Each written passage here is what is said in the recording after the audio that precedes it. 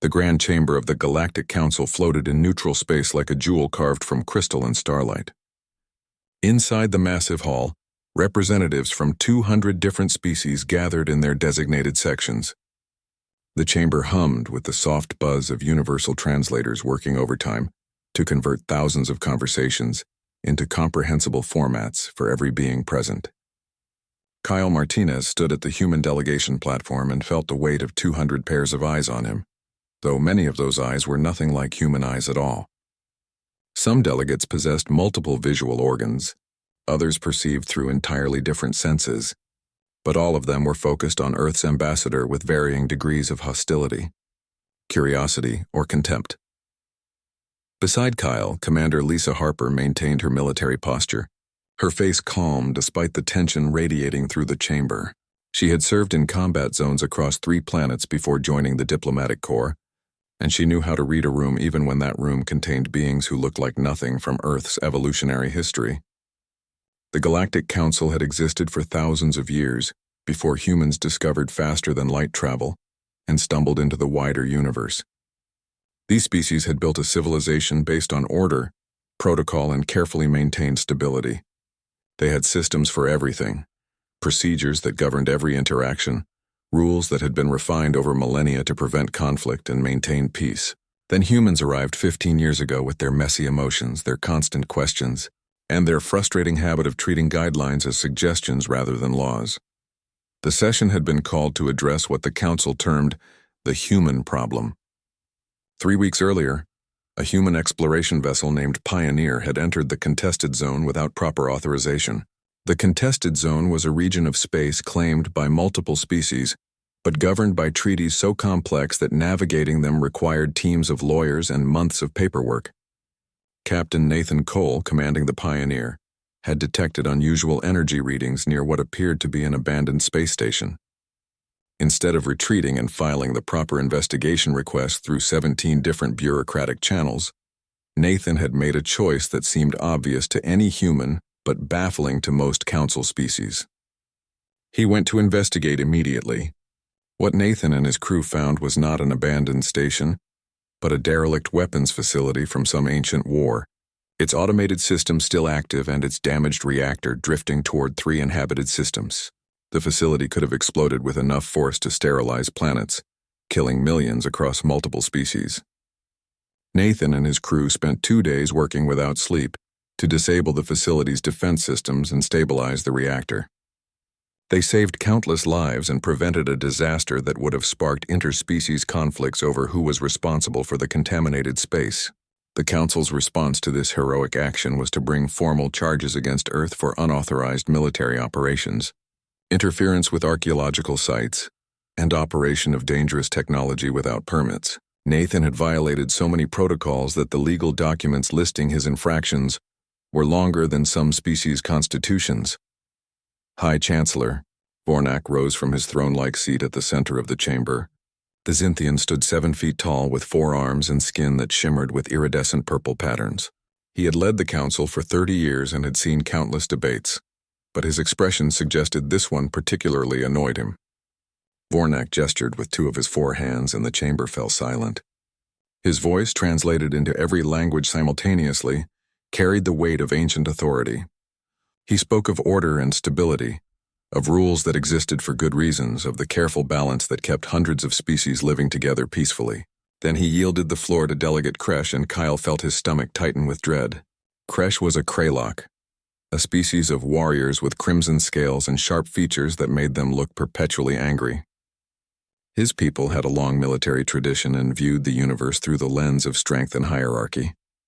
Kresh had been pushing for restrictions on human activity since the day Earth joined the Council, and now he finally had the incident he needed to make his case.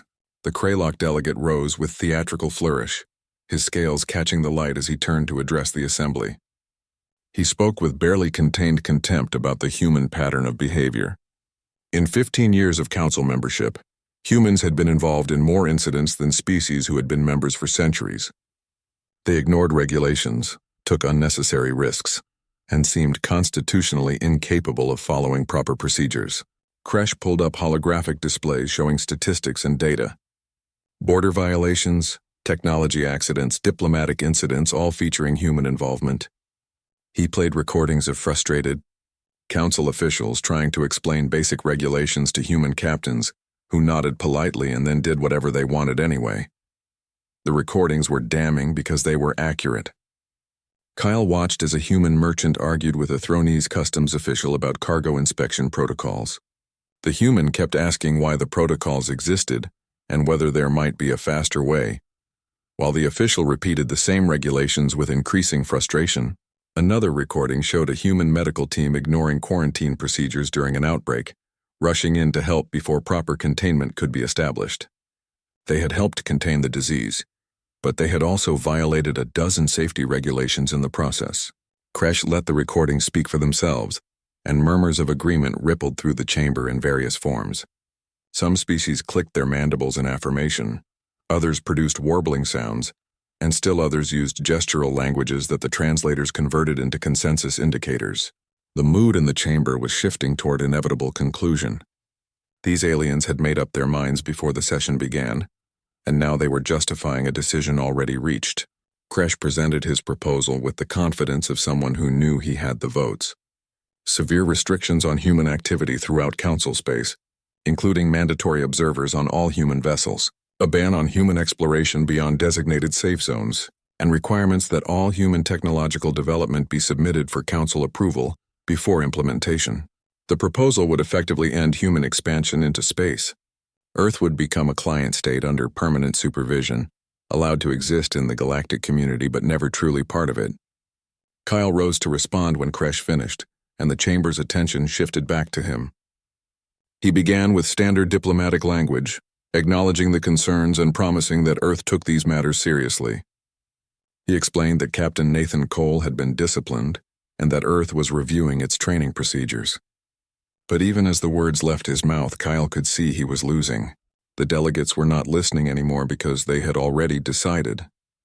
They saw only a pattern of human recklessness, not the lives saved or the good intentions behind the actions. Several delegates openly laughed when Kyle mentioned human commitment to following procedures in the future. The sound of alien laughter was strange and unsettling, each species expressing mirth in their own way, but the meaning was universal. They did not believe him, and why should they when the evidence suggested humans were incapable of functioning within civilized norms? Lisa leaned close and whispered a warning. The vote was slipping away faster than they had feared. If Kyle did not do something dramatic, Earth would spend the next century trapped in a cage of regulations designed to suppress everything that made humanity what it was. Kyle made a decision that would either save Earth's place in the galaxy or condemn it forever. He sent an encrypted message to Dr. Rebecca Stone on Earth, requesting access to classified historical archives. Her response came back almost instantly with a file transfer authorization and a single word of caution. What Kyle was about to show the Council had never been shared with alien species before. It revealed truths about humanity that Earth's diplomats had carefully hidden behind sanitized cultural presentations. High Chancellor Vornak called for final statements before the vote. Kyle rose again, and this time his demeanor had changed completely. The apologetic diplomat was gone, replaced by something harder and more determined. He requested permission to present evidence that would provide proper context for understanding human behavior. Groans and objections rippled through the chamber. Delegate Kresh objected loudly, claiming the evidence phase had concluded. But Vornak, curious despite himself, granted permission for one final presentation. Council rules required consideration of all relevant evidence before major decisions. Kyle activated the chamber's main holographic display system. The lights dimmed automatically as the massive projection array came online. He took a deep breath, knowing that what he was about to reveal would change everything. The file began loading, and the presentation title appeared simultaneously in every language represented in the Council. The chamber fell silent as delegates realized they were about to see something they had never been shown before. The holographic display filled the chamber with an image that confused many of the assembled delegates. They saw a planet from space, blue and green and white, beautiful in the way that living worlds always were. This was Earth, certainly, but not Earth as the Council had seen it before. The image quality marked it as ancient, taken from primitive satellites during humanity's early space exploration. Dr. Rebecca Stone's voice began narration, translated instantly into every language. She explained that the council was about to witness a compilation of human history, designed to provide context for human behavior. Her tone was academic but carried an undercurrent of emotion that the translator algorithm struggled to properly convey. Some delegates settled back with expressions of boredom. They expected another tedious presentation about cultural achievements, the standard documentation that all new species provided when joining the council. Star charts and technology demonstrations and artistic accomplishments, nothing that would change the obvious need to restrict this troublesome species. Delegate Kresh made a dismissive gesture with one clawed hand. High Chancellor Vornak maintained his neutral expression, though one hand tapped impatiently against his throne. Then the video shifted and suddenly delegates were seeing something they had not expected. Instead of monuments and achievements, they saw chaos and violence on a scale that made even the most jaded observers lean forward with attention. Volcanic eruptions that could bury entire cities, earthquakes that could flatten civilizations, hurricanes with wind speeds that would strip atmosphere from smaller worlds. The narrator explained that this was Earth not during its formation, but throughout human history. Violence that never truly stopped. Most council species had evolved on relatively stable worlds with gentle weather and predictable seasons. The very concept of nature actively trying to kill you was foreign to species whose evolutionary pressures came from biological competition rather than geological catastrophe. Images flashed showing disasters throughout human history, cities rebuilt after destruction only to be destroyed again, rescue efforts in impossible conditions, humans returning to danger zones because that was simply where their homes were located. The narration emphasized that humans did not evolve in a safe environment and then encounter danger later. They evolved under constant threat from their own planet, from their earliest ancestors to the present day. The scene shifted again and several delegates physically recoiled from the holographic display. The video now showed Earth's microscopic life, and what they saw disturbed them deeply. Viruses and bacteria and parasites, each more horrifying than the last to species whose worlds had relatively benign microbial environments. Dr. Stone explained that Earth was home to countless pathogens capable of causing agonizing death. The video showed historical footage of plagues and pandemics, not ancient history, but events within living memory for many humans still alive. Images of overwhelmed hospitals and mass graves and desperate medical research performed under crisis conditions filled the display.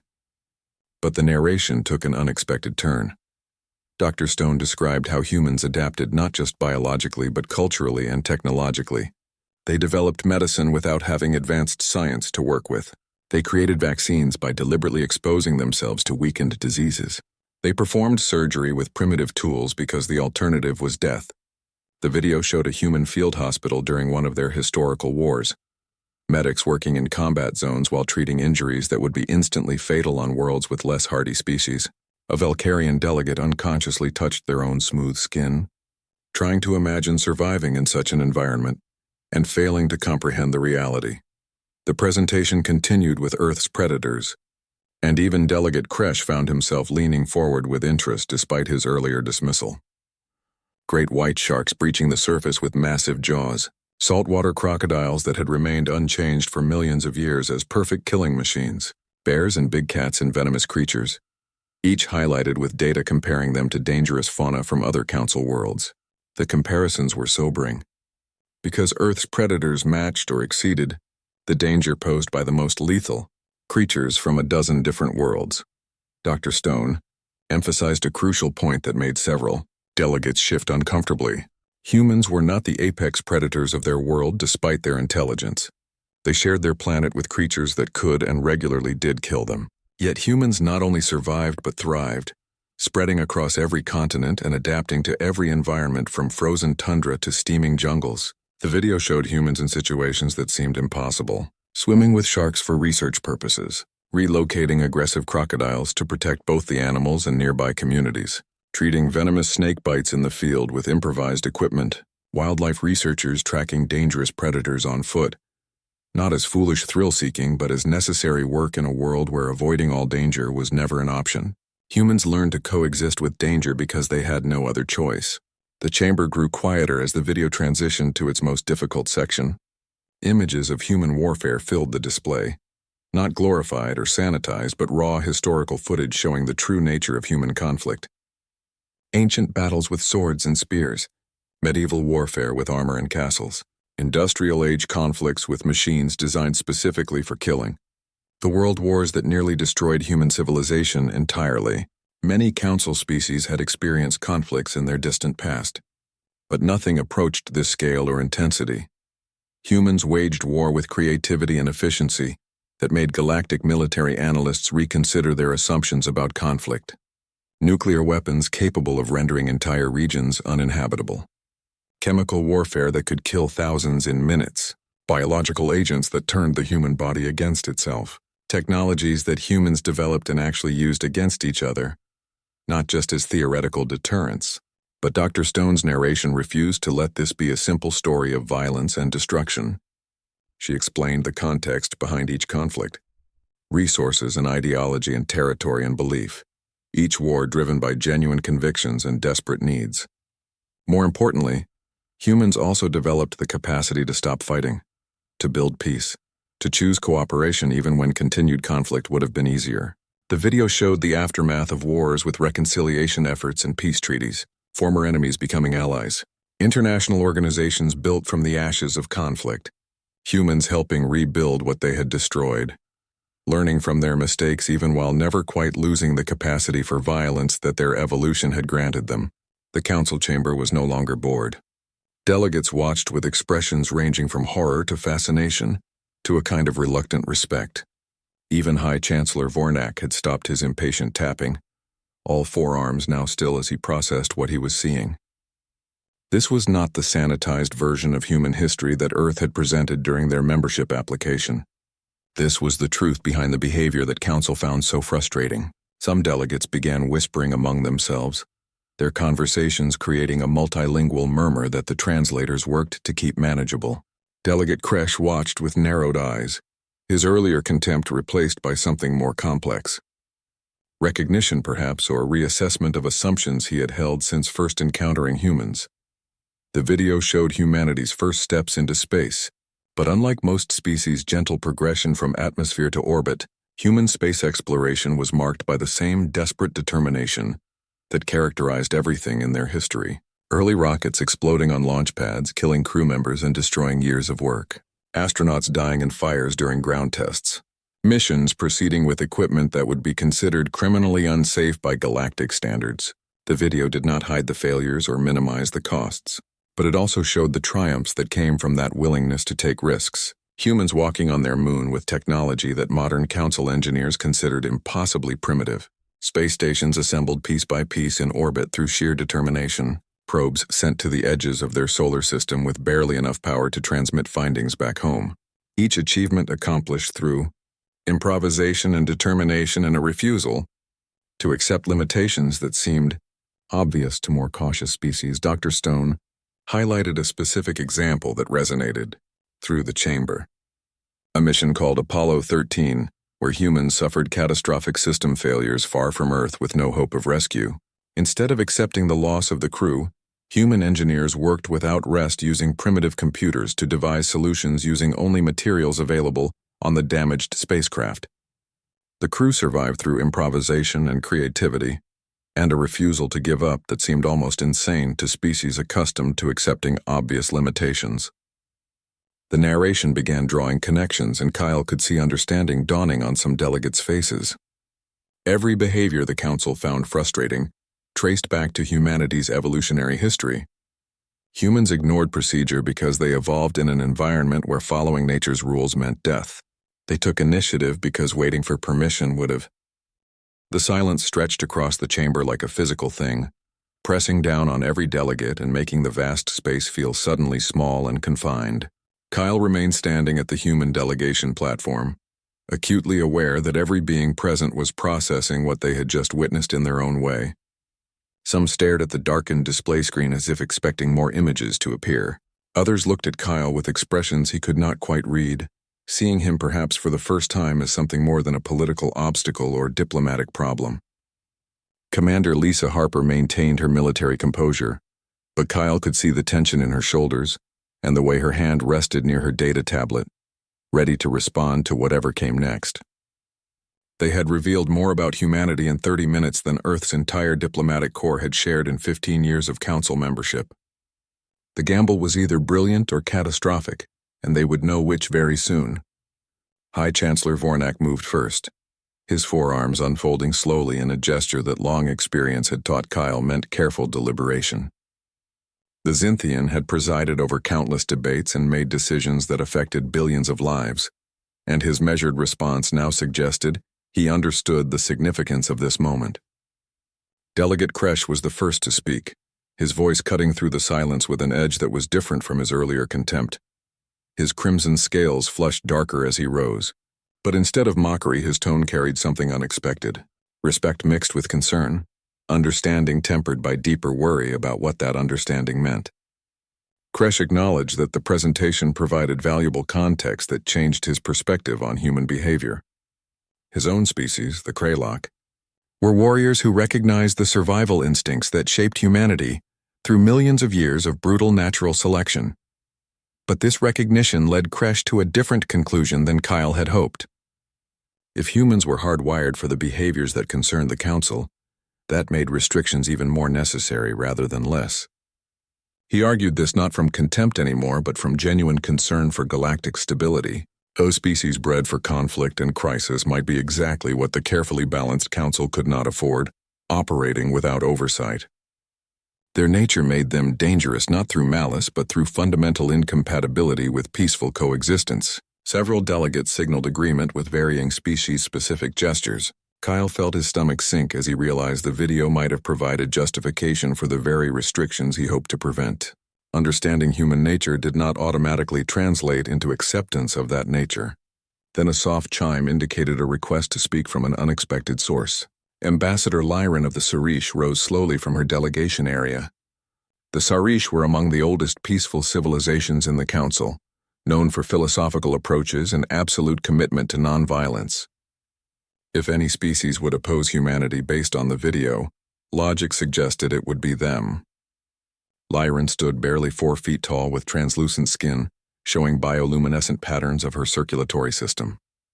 Her people evolved on a world with no large predators, no natural disasters, and no violent conflicts in their entire recorded history. They represented everything humans were not, the opposite end of the evolutionary spectrum.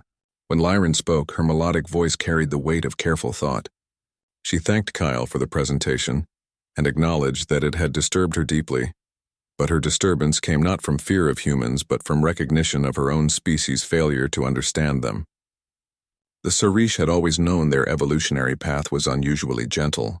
They had struggled to comprehend species that experienced hardship and conflict, but the human presentation forced her to consider a difficult question that her people had avoided. Had the Council's peaceful existence made them weak not militarily but philosophically, so invested in maintaining order that they lost the capacity to adapt to genuine challenges? Lyran's words opened a new debate that the Council had never seriously considered. Multiple delegates requested recognition to speak, and Vornak had to implement a queue system to maintain order. The discussion was no longer simply about restricting humans but about what humanity's presence meant for the Council itself. A Valkyrian delegate shared an observation that had bothered them since the video ended. The Council existed for thousands of years in relative peace and stability, but that stability came at a cost that no one wanted to acknowledge. Innovation had slowed to a crawl. Expansion had nearly stopped. The Council governed known space efficiently, but no one explored beyond it anymore. No one took risks or challenged established wisdom, because challenging wisdom was seen as threatening stability. The Valkyrian suggested that perhaps the Council feared human recklessness, less than what that recklessness revealed about their own stagnation. Humans asked questions the Council stopped asking centuries ago. Why this particular boundary? Why that specific protocol? What if there was a better way? These questions made comfortable species uncomfortable because they implied that comfort might not be the highest goal of civilization. The chamber filled with overlapping debates and arguments. Some delegates insisted that stability was exactly what made the Council valuable, that order prevented the chaos that had destroyed so many civilizations throughout galactic history. Others countered that stability without growth was merely slow decay, that living systems unable to adapt eventually failed regardless of how stable they appeared in the moment. The translator systems worked overtime trying to keep all conversations comprehensible and prevent the discussion from dissolving into incomprehensible noise. Kyle requested recognition and received it, though he could see impatience in many expressions. The delegates were engaged in fascinating philosophical debate, but the practical matter of restrictions still required resolution. Kyle spoke carefully, aware his next words might determine Earth's future. He acknowledged that Delegate Kresh's concerns were valid. Humans were adapted for crisis, and that did make them unpredictable by Council standards. But he suggested the Council was asking the wrong question entirely. The question was not whether to restrict humans to prevent problems. The real question was whether the Council wanted to continue existing in a stable but increasingly isolated corner of the galaxy, or whether they wanted to engage with a broader universe that cared nothing for carefully maintained protocols. Kyle reminded them of the Pioneer incident that started this debate. Captain Nathan Cole violated protocols, yes, but in doing so he prevented a disaster that proper procedures would have addressed too slowly.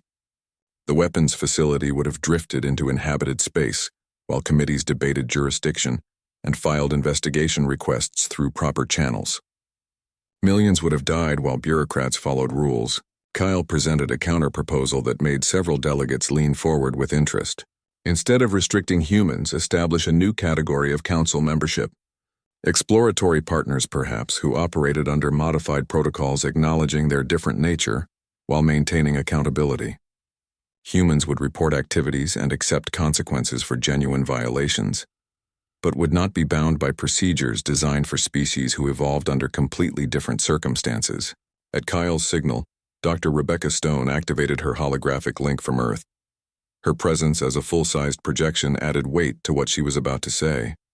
She addressed the Council not as a diplomat, but as a scientist who spent her career studying both human and alien biology and psychology.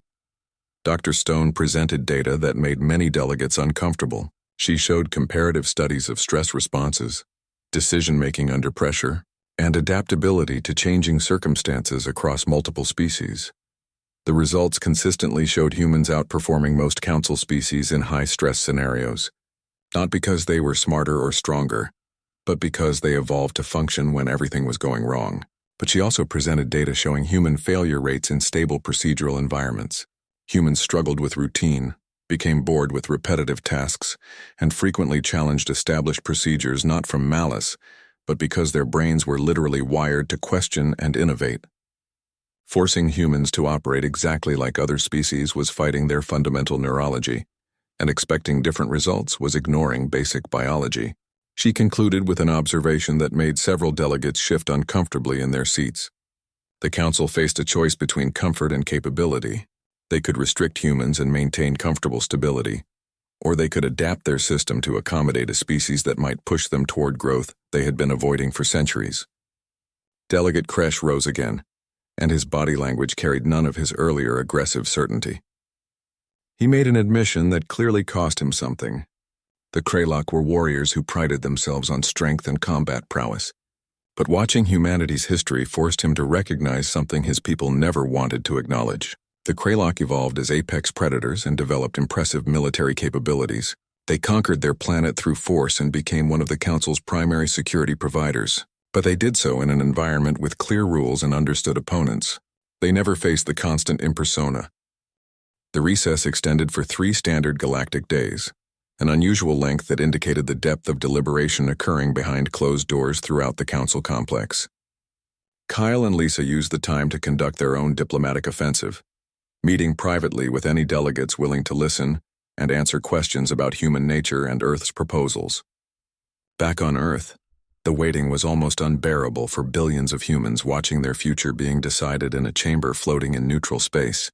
The video presentation had leaked through various channels, both official and otherwise, and human media consumed itself with speculation about the Council's response. Dr. Rebecca Stone found herself at the center of fierce debate about whether revealing so much about human evolutionary psychology was wise strategy or dangerous recklessness that had given potential enemies exactly the information they needed. Some human leaders praised the honesty and directness of the approach. Others criticized what they saw as airing humanity's worst characteristics before a jury that already doubted Earth's fitness for galactic civilization. The government that authorized Kyle's presentation faced mounting pressure from both sides, second-guessing a decision that could not be unmade and would determine humanity's future among the stars. In the Council's private deliberation chambers, similar debates raged among species with millions of years of recorded history and philosophical traditions that humans could barely comprehend. The question of what to do about humanity became entangled with deeper questions about the Council's purpose and future direction. On the second day of recess, Kyle received an encrypted message requesting a private meeting. The source surprised him, because it came from a coalition of smaller council species who rarely involved themselves in major policy debates. These species typically voted with the majority and avoided drawing attention to themselves, preferring to let larger powers handle controversial decisions. The meeting took place in a neutral observation lounge overlooking the galactic core, a location chosen specifically because it belonged to no particular species or power block. Representatives from a dozen minor species gathered there, their appearances varying wildly from insectoid to crystalline to forms that barely registered as biological by human understanding. What united them was their peripheral status in council politics and their frustration with that status. Their spokesperson was a being named Kurix, whose species resembled nothing so much as an intelligent fungal colony, communicating through chemical signals translated into speech by sophisticated equipment. Kurix explained their interest in the human situation with surprising directness. These smaller species had long felt constrained by council protocols designed by and for the founding members. The procedures that frustrated humans also frustrated them, but they had never possessed the courage or support to challenge a system that seemed unchangeable. Humanity's presentation inspired them not because they shared human evolutionary history, but because humans demonstrated that alternative approaches to galactic civilization were possible. If the Council could adapt to accommodate humanity's differences, perhaps it could also adapt to better serve species whose needs and capabilities differed from the founding members' assumptions about how civilized beings should operate. They offered Kyle their support, but also warned him about what was really happening behind closed doors. The major powers saw the human question as specifically about humanity, and whether one troublesome species could be controlled. These smaller species recognized it as being about something much larger and more fundamental. Could the Council evolve beyond its original rigid structure, or would it calcify into irrelevance, maintained by inertia rather than genuine value to its members? On the third day of recess, Delegate Kresh requested a private meeting with Kyle and Lisa. The Kraylock warrior met them in a meditation garden maintained by the Sarish delegation, a location chosen specifically for its calming properties, though even there Kresh's agitation was visible in his scale coloration and body posture.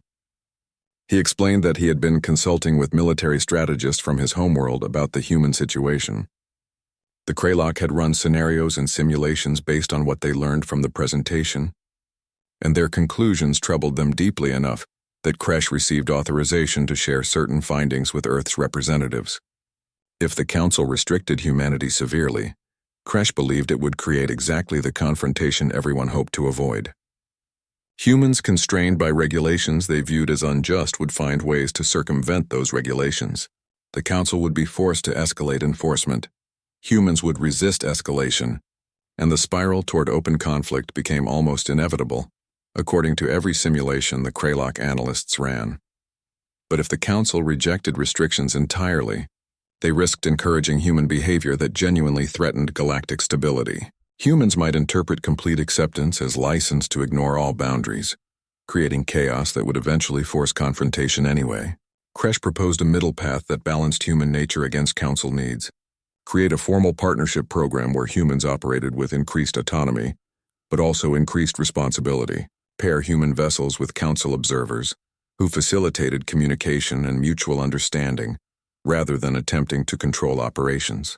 Establish clear boundaries that actually made sense rather than arbitrary rules, and accept that humans would occasionally cross those boundaries in genuine emergencies. Most importantly, Kresh suggested establishing a mixed crisis response force. When inevitable disasters occurred, humans and council species working together would respond faster and more effectively than either could alone. Give humans legitimate outlets for their crisis-adapted nature rather than trying to suppress traits that could not be suppressed without fundamentally changing what humanity was. When the council chamber reconvened after 3 days, the atmosphere was dramatically different from the first session. Delegates entered with thoughtful expressions rather than predetermined certainty. The comfortable assumption that humans simply needed control had given way to genuine uncertainty about the best path forward. High Chancellor Vornak opened the session by acknowledging that deliberations had been among the most intensive in recent council history. Multiple proposals were now under consideration, ranging from original strict restrictions to complete acceptance to various middle paths that tried to balance competing concerns. The council must decide not just what to do about humans, but what kind of organization they wanted to be going forward. Vornak called for presentation of formal proposals that emerged from the recess deliberations. Several delegates rose to present detailed frameworks, each representing different approaches to the human question. The variety of proposals itself represented a victory for Kyle's strategy, because what was once a simple vote on restrictions had become complex policy debate with multiple possible outcomes. Ambassador Lyran rose to present what she called the integration proposal, developed through 3 days of intensive philosophical contemplation by the Sarish. Her species concluded that humanity represented not a threat to be controlled, but an opportunity for council growth that should not be wasted. The Sarish proposed creating a new framework that acknowledged evolutionary diversity as a strength rather than a problem requiring management. Instead of forcing all species to operate identically, develop different operational categories based on species' capabilities and natures. Humans would be classified as crisis specialists, allowed increased autonomy in emergency situations while maintaining normal protocols during routine operations. This framework would extend beyond humans to any species whose nature did not fit standard council templates. The Sarish, despite their peaceful evolution, recognized that their own extreme conflict avoidance sometimes prevented optimal outcomes. Perhaps the council needed both crisis-adapted species like humans and peace-adapted species like themselves, working together to cover the full range of challenges that galactic civilization might face. Lyran concluded with an observation that made several delegates uncomfortable. The council achieved remarkable stability over millennia, but stability was not the same as health or vitality. Living systems unable to adapt to changing circumstances eventually failed regardless of how stable they appeared in any given moment. Humanity's very existence in the council forced adaptation, which might be exactly what galactic civilization needed, even if the process was uncomfortable. Not all delegates were convinced by 3 days of philosophical discussion. Several rose to argue that fundamental concerns remained unchanged. Humans were unpredictable and potentially dangerous. Understanding why they were unpredictable did not make them less so, or remove the threat they posed to carefully maintained order. A coalition of conservative delegates presented their own proposal. Maintain the original restriction framework, but implement it gradually rather than immediately. Give humans time to adapt to council norms with support and training. Make clear that full membership required conformity to established standards. Accept that humanity might eventually prove compatible with galactic civilization, but do not gamble the Council's stability on that uncertain possibility. These delegates argued that the news of the Council's decision reached Earth within hours, through quantum communication networks connecting all member worlds. The response was overwhelming as cities erupted in celebration when humans realized they remained full members of the galactic community. Not merely tolerated guests but recognized partners with acknowledged value to contribute. But celebration was tempered by understanding of what the decision truly meant. Earth had not won freedom from oversight or the right to ignore galactic civilization's norms. Instead, they had won something more significant. Recognition that different species could contribute in different ways and that humanity's particular adaptability had legitimate value worth preserving. Dr. Rebecca Stone found herself at the center of intense attention as the video presentation she curated became one of the most studied documents in recent galactic history. Alien scholars requested access to Earth's archives, wanting to understand not just humans but what her presentation revealed about evolutionary diversity's impact on civilization. Captain Nathan Cole watched the news from Earth with mixed emotions. He had been vindicated in some ways, proven right that immediate action was necessary when he disabled the weapons facility, but he also understood that his maverick approach nearly cost Earth its place in the stars. The new framework would require him and others like him to find balance between human instinct and galactic responsibility. The months following the Council decision proved that voting for a new framework was easier than implementing it. Committees formed to define exactly what constituted crisis situations, what level of autonomy was appropriate in various scenarios, and how to balance human initiative with Council oversight. Ambassador Kyle Martinez spent more time in technical working groups than formal diplomatic sessions because the devil was in the details and every detail required negotiation between species with fundamentally different perspectives on acceptable risk. Some Council species remained deeply uncomfortable with the new arrangement. They voted against the integration framework and saw its implementation as a mistake in progress. They looked for every opportunity to demonstrate that human unpredictability remained dangerous, that accommodation was poor choice, and that the Council should return to traditional uniform standards that had served well for millennia. Meanwhile, other species began applying for their own specialized classifications. The small species coalition that helped secure the framework's passage started making the case that their members also had unique capabilities deserving recognition. The Council discovered that acknowledging diversity was easier than managing it once the door was opened. The first joint crisis response teams began training 6 months after the Council decision. Commander Lisa Harper took leave from the Diplomatic Corps to help design the training program, bringing her military expertise to bear on the challenge of integrating human and alien operational styles. The early sessions were difficult as human crew members chafed at what they saw as excessive caution from alien counterparts. Alien crew members struggled with human willingness to improvise and take risks that seemed unnecessary. Multiple training scenarios ended in frustration and arguments rather than successful cooperation, but gradually understanding began developing. Humans learned to communicate intentions more clearly, to explain reasoning behind instinctive decisions, to incorporate alien expertise into rapid response protocols. Alien crew members learned to trust human judgment in chaotic situations, to distinguish between recklessness and calculated risk, to accept that not every decision needed committee approval before implementation. The breakthrough came during a training exercise simulating reactor failure on a damaged station. Human crew members immediately began implementing emergency repairs while alien crew insisted on completing full diagnostics first. The argument threatened to derail the exercise until a Sarish engineer suggested combining both approaches. Humans stabilized immediate crisis while aliens analyzed underlying systems to prevent further failures. The hybrid approach succeeded brilliantly, accomplishing more than either species could have alone and becoming template for future cooperation. Different capabilities working together rather than competing, each covering weaknesses the other had. The Joint Response Force faced its first real crisis 8 months after formation. A mining colony in outer territories suffered massive cave-in, trapping hundreds of workers from multiple species deep underground. The disaster occurred in a remote system, where nearest conventional Council rescue forces were days away. A joint response team led by human Captain Andrew Morgan and Kraylock engineer named Shex reached the site within hours. They arrived to find chaos with unstable rock formations, failing life support systems, and rescue efforts hampered by fear of causing additional collapses. Andrew wanted to begin immediate rescue operations using human tunneling techniques developed in Earth's dangerous mining history. Shex insisted on completing structural surveys to map safe routes. They managed to avoid the argument that would have paralyzed earlier joint teams, instead splitting forces to pursue both approaches simultaneously. Human crew members equipped with improvised breathing apparatus ventured into unstable areas, guided by real-time structural analysis from their Kraylock and Sarish teammates. They reached trapped miners hours faster than conventional approaches would have allowed, while alien crew members' careful analysis prevented additional collapses that human speed alone might have triggered. The rescue succeeded with minimal casualties.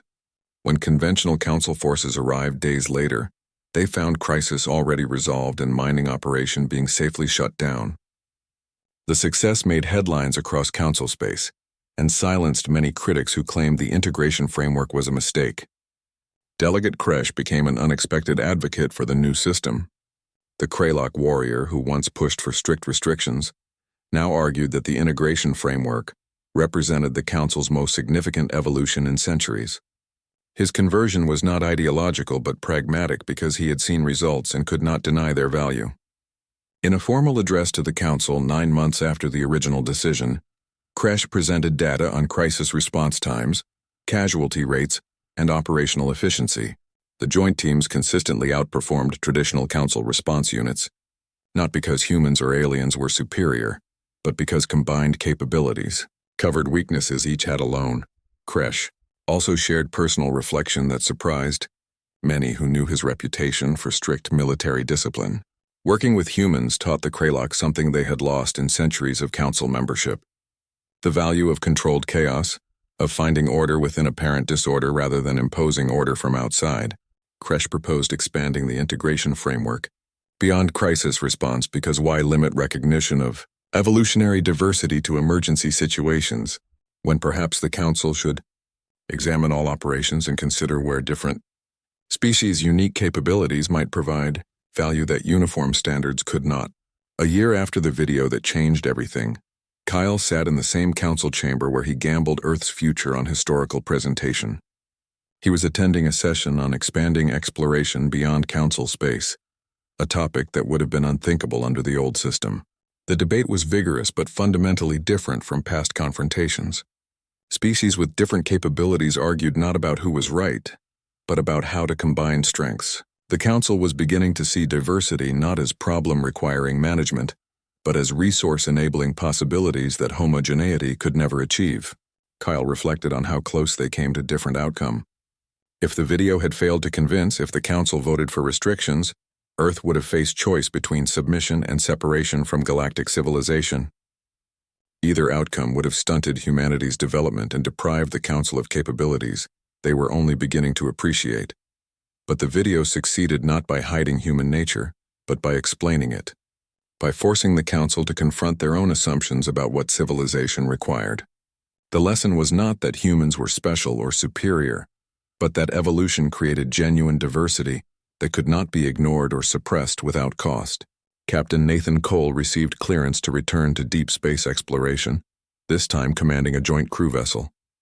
His new first officer was a Velkarian named Tresh, who initially requested different assignment, uncomfortable with working under a human captain known for rule-breaking. Their first mission together was tense, as Nathan struggled to explain decision-making process to an officer who wanted detailed justification for every choice. Tresh struggled to trust a captain whose instincts seemed random and logic appeared incomplete. They completed the mission successfully, but both requested reassignment afterward.